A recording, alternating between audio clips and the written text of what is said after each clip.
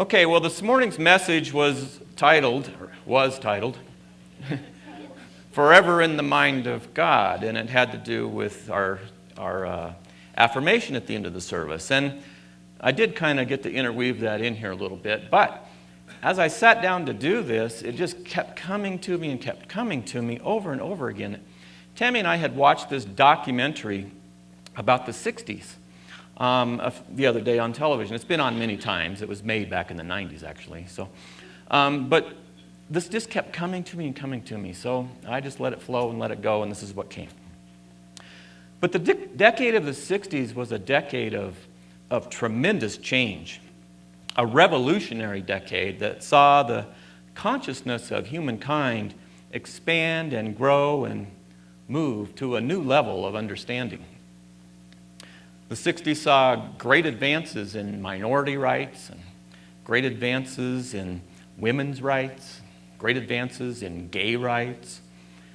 It was a revolutionary decade that saw brought a totally different perspective to the idea of war, a different view of government and their place, and a different take on life in general.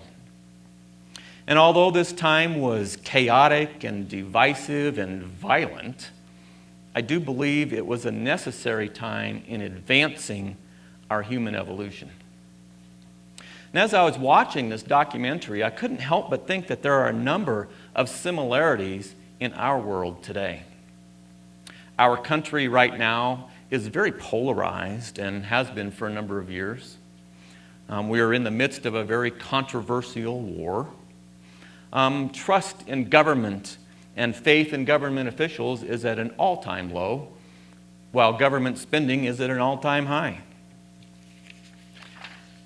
And much like the 60s, though, I believe we are in the midst of a cultural revolution.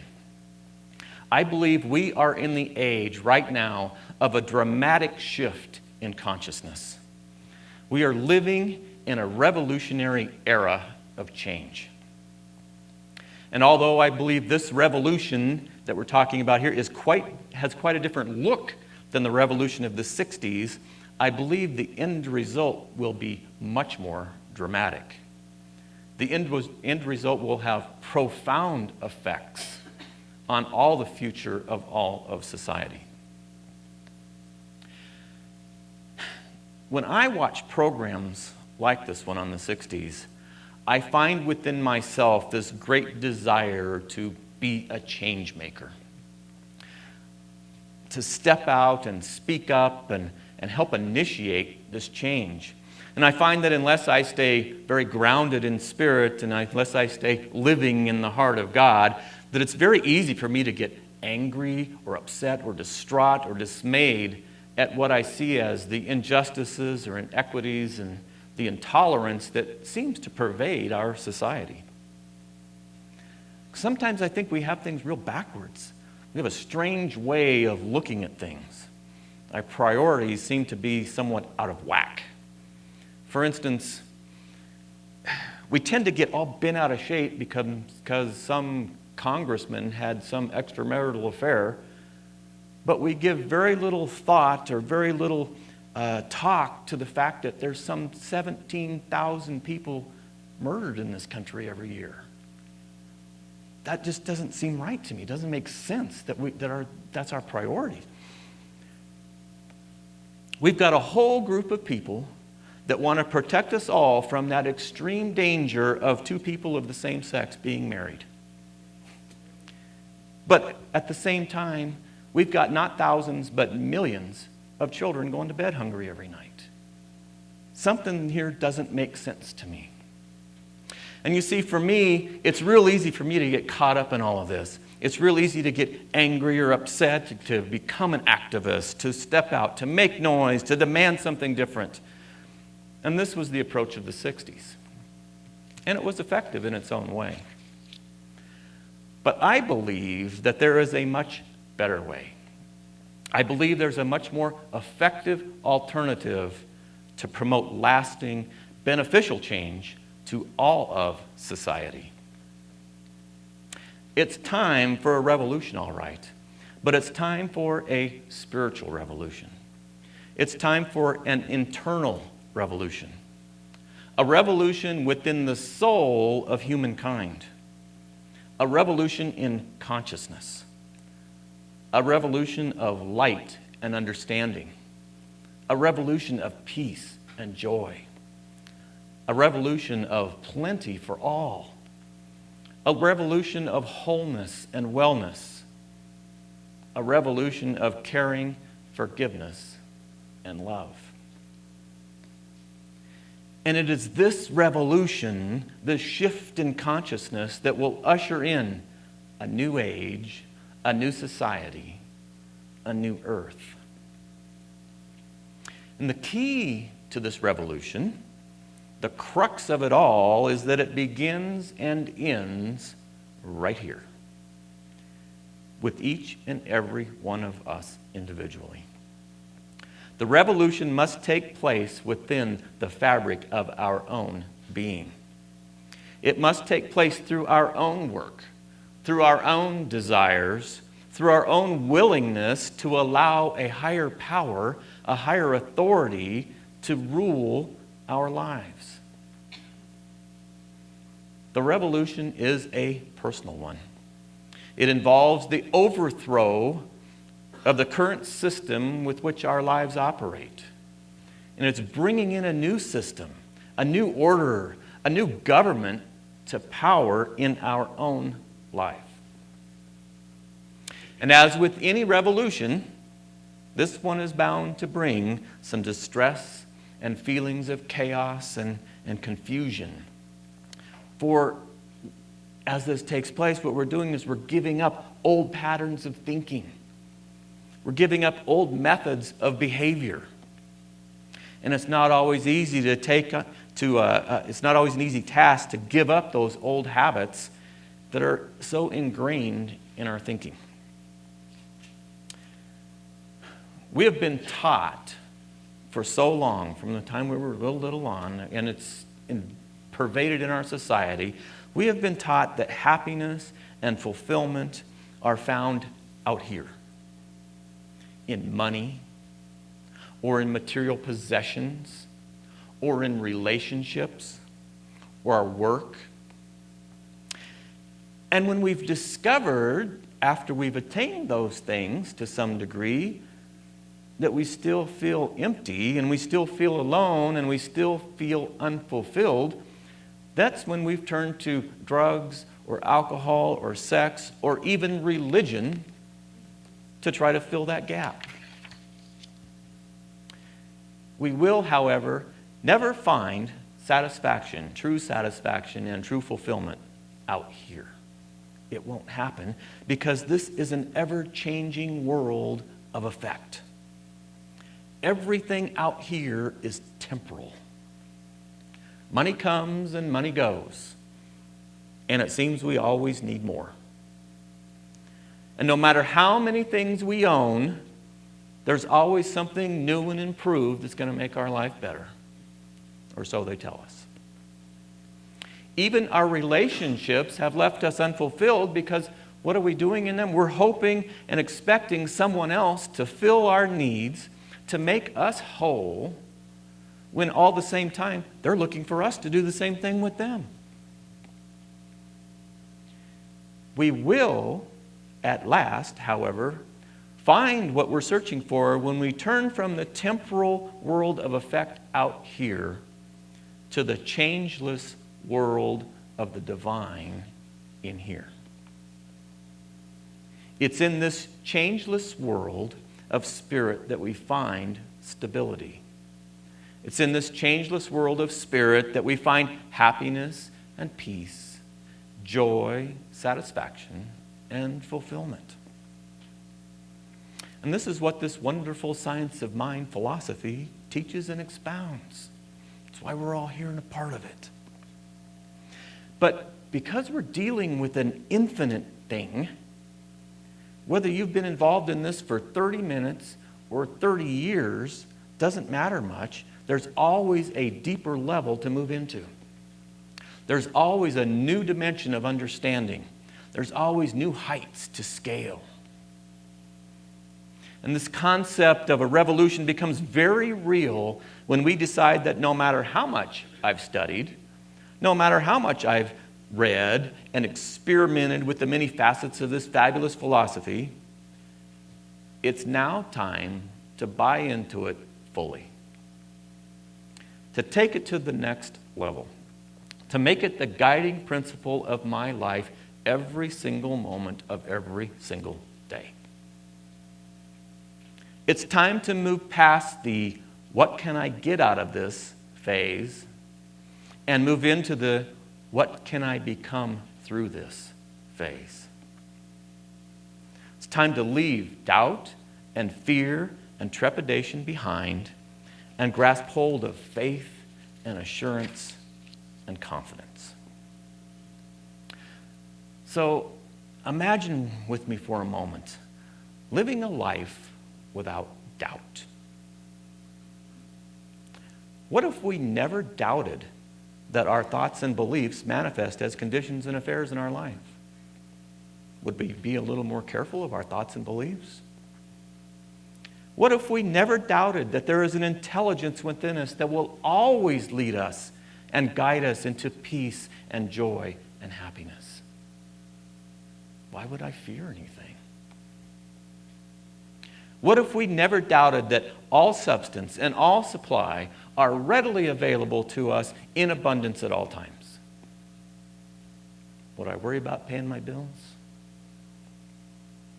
What if we never doubted that we live forever in the heart and mind of God?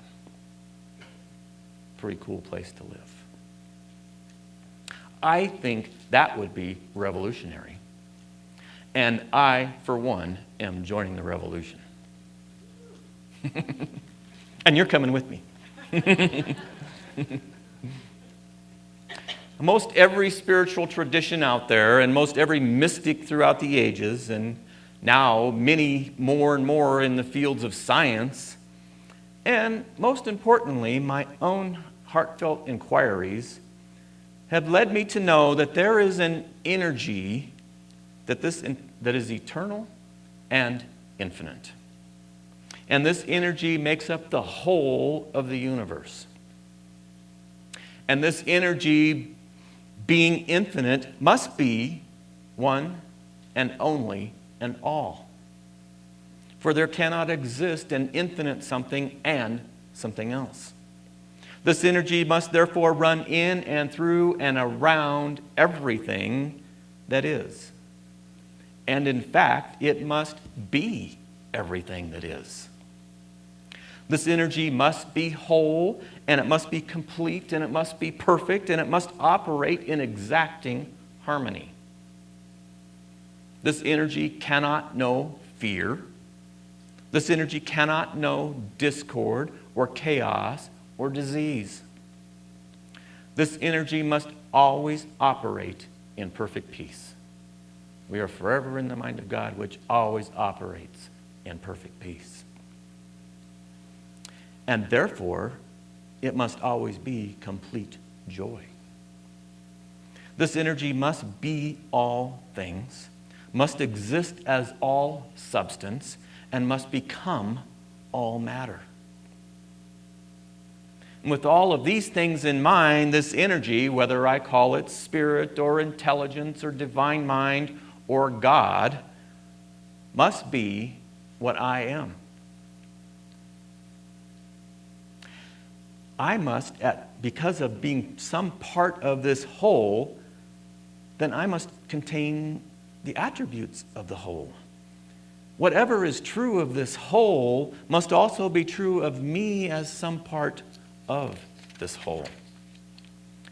I am an expression of God, and as such, all the attributes of God exist within the very fabric of my being. When we say here in the morning, I am a magnificent expression of spirit, it's not just out there. It's true. We are a magnificent expression of spirit, and we contain within us all of the attributes of God.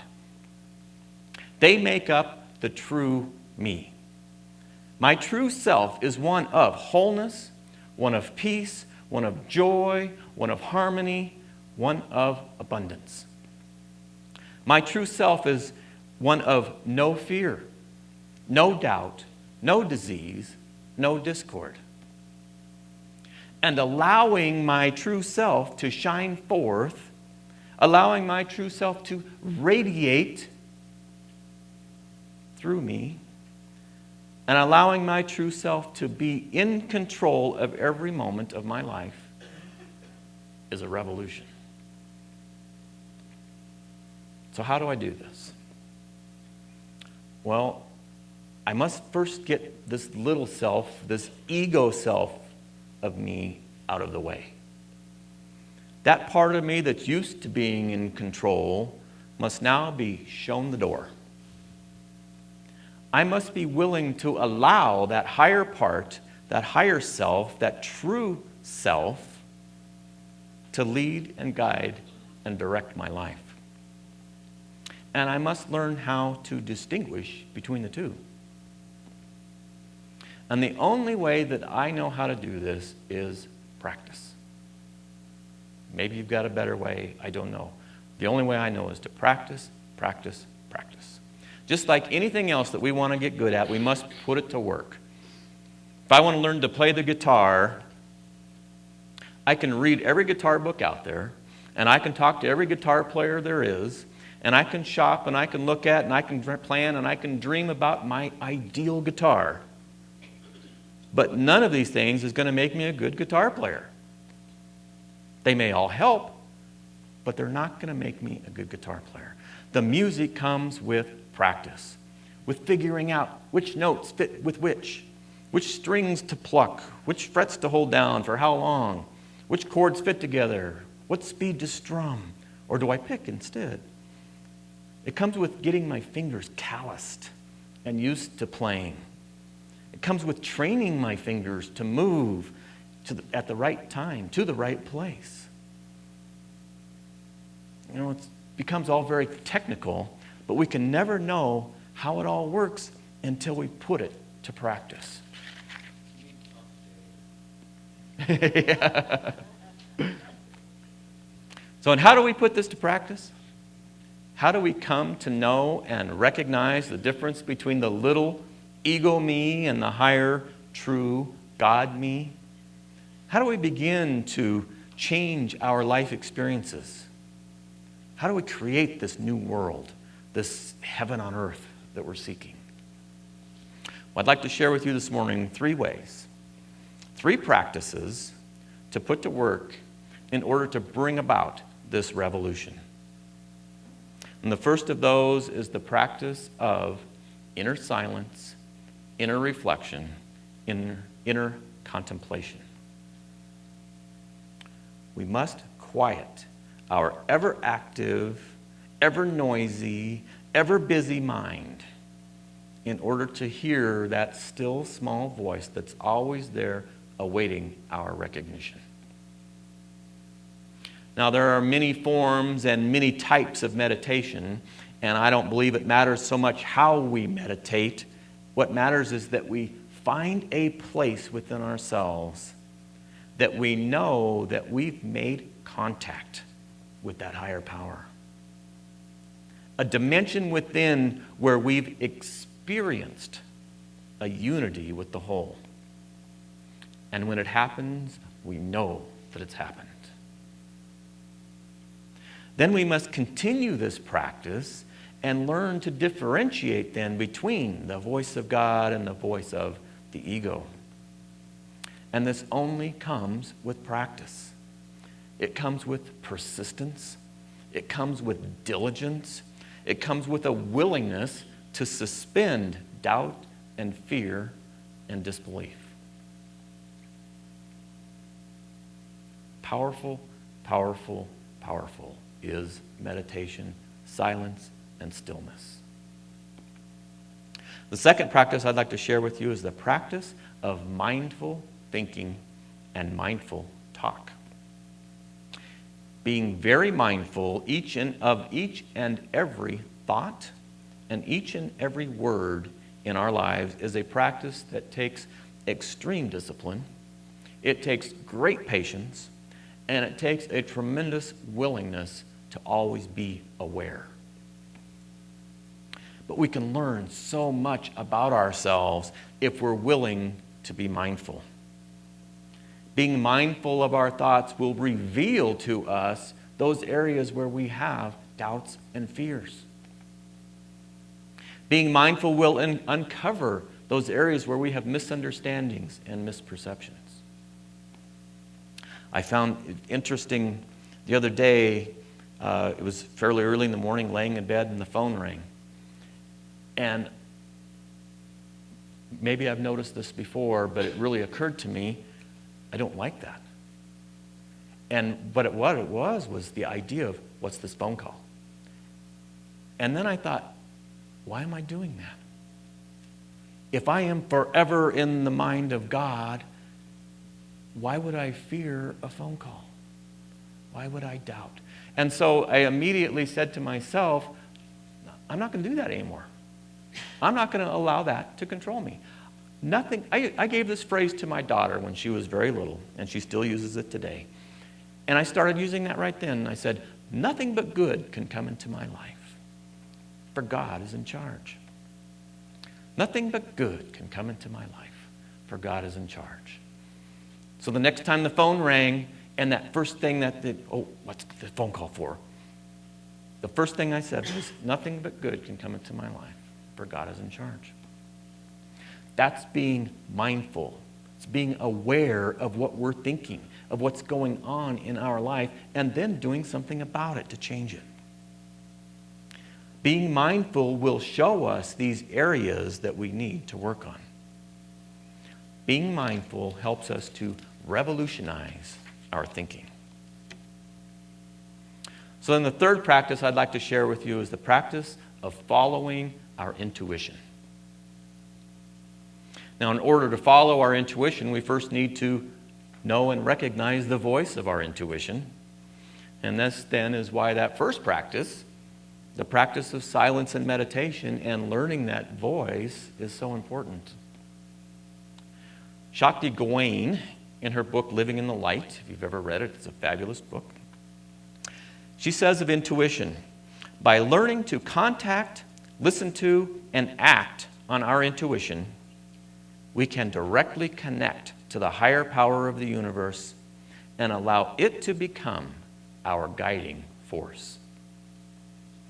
The problem, however, is that listening to and trusting our intuition is in total opposition to what we've been taught. Once again, we've been taught something completely different. We've been taught to think rationally. We've been taught to think logically. So to follow our intuition, especially when it seems to contradict our rational thought, isn't always easy. But it will become easy when we learn to trust. When we finally decide to trust that the things we talk about here, the things that we claim to believe about God and about life, are actually true. And they actually apply to me. And they actually apply to all of my life. Then we'll start to trust. And as we learn to trust, we'll discover a whole new world coming into being.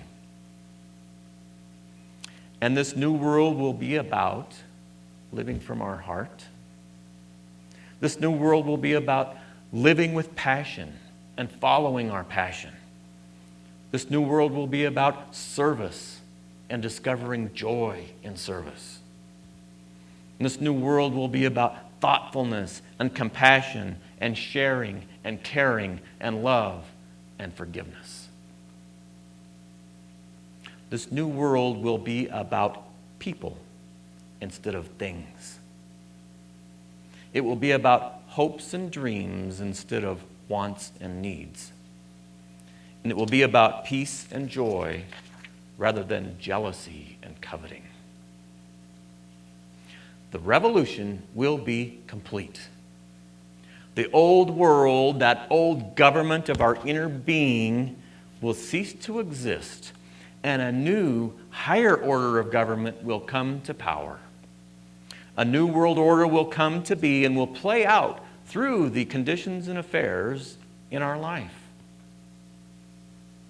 And as this new order outpictures itself through our life, so it will show forth in the world at large.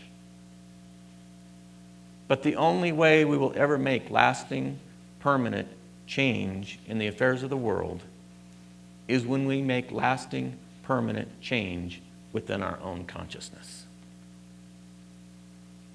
When we will eliminate murder from the world when we eliminate hatred and enemies from our own consciousness. We will eliminate poverty from the world when we eliminate lack and not enough from our own consciousness. We will eliminate disease from the world when we eliminate chaos and strife from our own thinking. When we replace hatred and anger with love and peace, we'll reap the bounty of love and peace. When we replace poverty and lack with abundance and plenty, we'll harvest the rewards of abundance and plenty. And when we replace chaos and disease with harmony and wholeness, we'll receive the benefits of harmony and wholeness. And these changes have only one place to occur, and that's within our own consciousness. And they have only one time to take place, and that time is now. There's a revolution at hand, a revolution of conscious change, a revolution of the spiritual unfoldment of our being, a revolution that knocks at the very gates of heaven. A revolution that leads us to the peaceful green pastures and still quiet waters of our own soul. A revolution that leads us to forever living in the heart of God.